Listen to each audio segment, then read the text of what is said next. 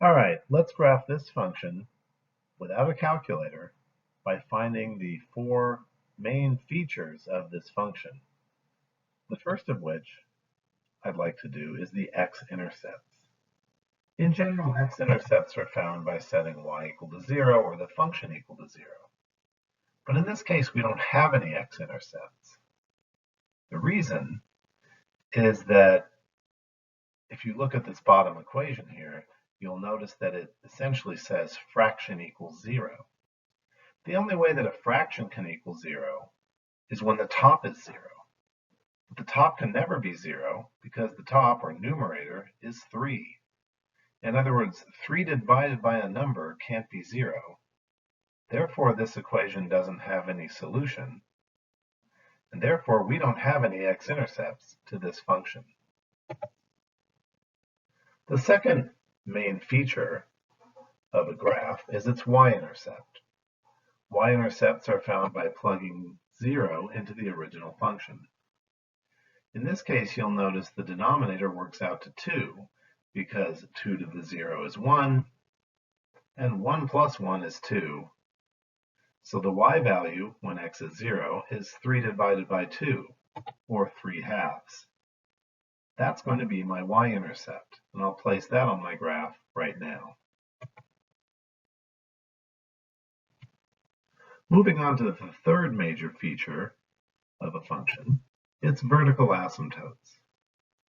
Vertical asymptotes occur in two cases, one of them involving logarithms, which we don't have here, and another one involving division by 0. We do have a division in this problem. So we can find where our vertical asymptotes would be, in general, by setting our denominator equal to 0 and solving for x. In this case, however, there are no vertical asymptotes. Here's the logic. The equation shown at the bottom of the screen here doesn't have a solution. Why not? Well, one thing to know about exponential functions, such as 2 to a power, is that they can never be negative, or that they're always positive, I should say. And if you look at this equation, what it's really saying is 1 plus some positive number is 0. Well, that's not possible, that 1 plus a positive number could equal 0. Therefore, this equation doesn't have any solution, and therefore there are no vertical asymptotes to this function. Moving on to our fourth key feature, the left and right end behavior. To get a sense of where this graph is going on the far left and the far right sides, we should plug in numbers that are big negative and big positive, such as negative 1,000 and positive 1,000, which I've shown being plugged into the function here.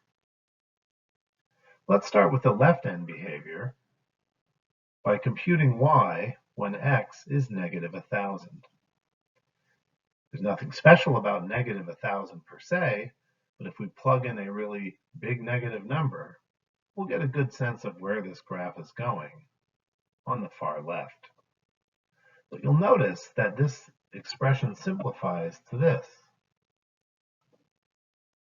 And let's analyze this without a calculator. If you look at the denominator, it's 1 plus something bigger than a trillion, more than likely. Remember that exponential functions grow very quickly, so 2 to the 1,000th has to be a huge number. So what have I got here? I've got 3 divided by something bigger than a trillion. But wouldn't that be incredibly small and very close to 0? And since I got this result by plugging in a big negative number, we can say that as x approaches negative infinity, that y is approaching 0. Or restated, the bigger and bigger x gets into the negatives, the closer and closer y gets to 0. Graphically, watch the x-axis on the left, that means that my graph is going to be approaching a y value of 0 the further and further to the left that we go. That gives me the left end behavior. Now let's take a look at the right end behavior and try to deduce what that might be by plugging in a big number such as positive 1,000, which I've done here. I've plugged positive 1,000 into the function. Well, let's recall that a negative exponent is a reciprocal. So the 2 to the negative 1,000th that you see there really represents 1 over 2 to the 1,000th. Now, let's estimate this number without a calculator. 1 over 2 to the 1,000th is like 1 over something bigger than a trillion. So 1 plus this incredibly small number is pretty close to 1. In fact, we could estimate this denominator to be 1.000001, probably with more zeros than that. But this denominator is just very, very slightly over 1. Notice there's a 3 in the numerator.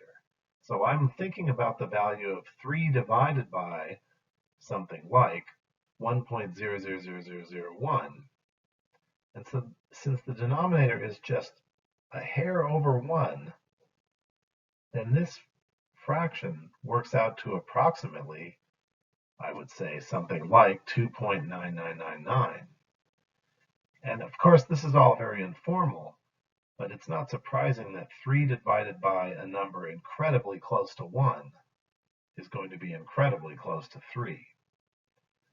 And again, there's nothing special about the number 1,000, but what this calculation should convince you, and convinces me, is that as x gets bigger and bigger and bigger, y is going to get closer and closer and closer to the number 3.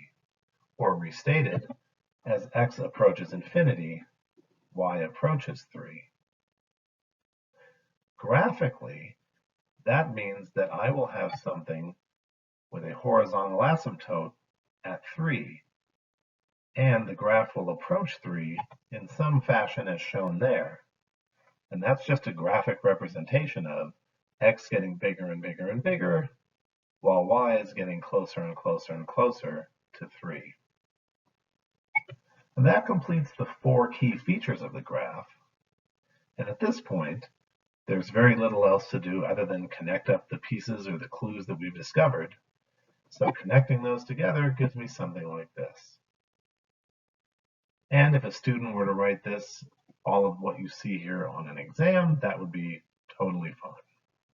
Nothing wrong with this whatsoever because we're not looking for precision when we graph without a calculator.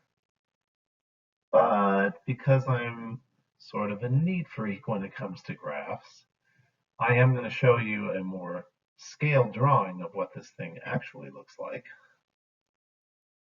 But either one of those would have been fine. And that completes this problem.